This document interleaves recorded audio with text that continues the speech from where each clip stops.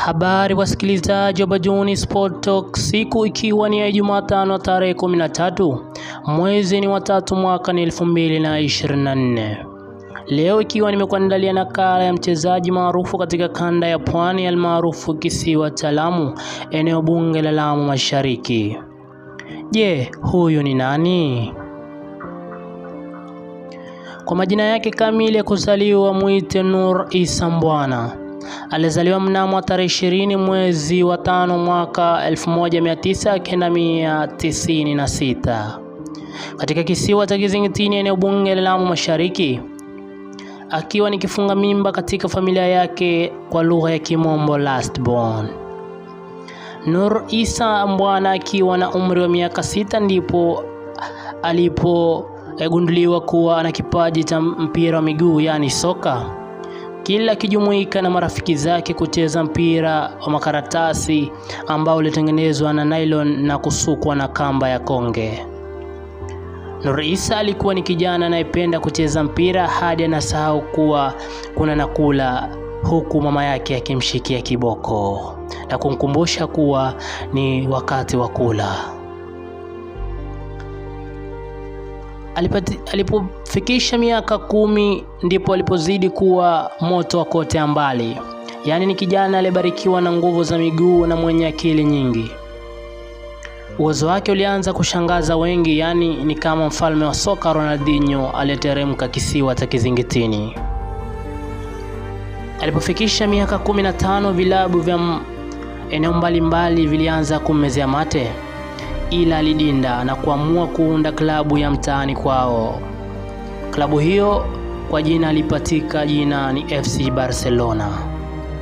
Na kwa hakika ilikuwa ni FC Barcelona, maana mastaa waliosheni hapo, yani utadhani ni Barcelona ya bara la Spain, kumradhi, nchini Spain. Mwite Fahad Nasir, Haitham Issa na wengine zaidi ndio walikuwa wakongwe wa hizi kazi. Yani hata nikisema ni kuwazungumzia hawa vijana, basi walikuwa ni mastaa kama kina Deco na kina Iniesta. Haya, turudi kwake Nur Issa, tusije kumsahau kijana mwenye uwezo wa kupunguza mabeki na fundi wa pasi. Alianza kugonga vichwa vya habari katika kisiwa cha Lamu, huku akianza kucheza winga ya 11. Halafu mkufunzi wake akaona ni vyema amweke nambari 10 ambao ni kiungo mshambuliaji. Yaani akaivalia kisawasawa jezi ya nambari 10, utadhani ni Ronaldinho wa Barcelona zama zile. Akiwa na klabu ya mtaani kwao aliweza kuifungia mabao 15 na kutoa assist 10.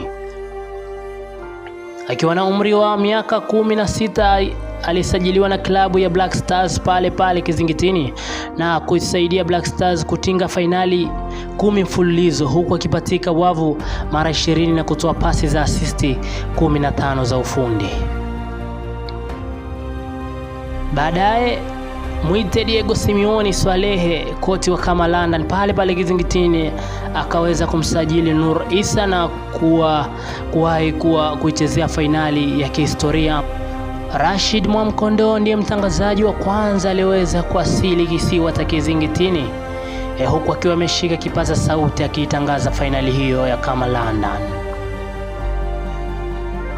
Nur Issa aliendelea kufanya maajabu na kufanya asajiliwa na klabu ya Lamu ambao kwa jina ni KCB, huku klabu ya Faza kwa Tongani pia ikimkodolea macho.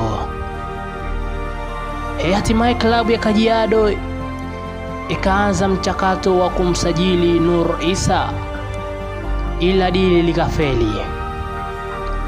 Nur Issa akaamua kurudi nyumbani kuchezea klabu yake ya Simba ambayo ilikuwa chini ya kiongozi mwiti Ali Kipenzi, na hapa ndipo alipopatikwa jina la MK14.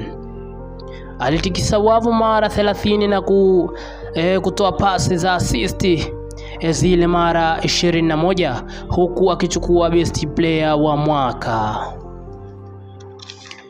Halafu baadaye habari zikasikika kule maeneo ya Mombasa katika timu ya Bandari halafu wakaanza kumezea mate na kufanya usajili wa haraka kwa Nur Issa.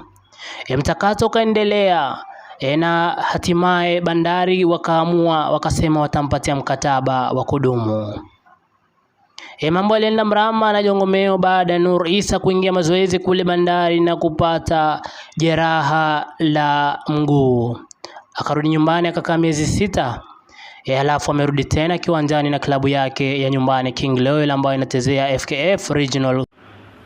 Nikitamatisha habari za spoti, mimi ni yako Bajoni Talent, na usikose kunifuatilia zaidi kwa nakala nyingine za habari za spoti. Nasema maasalam.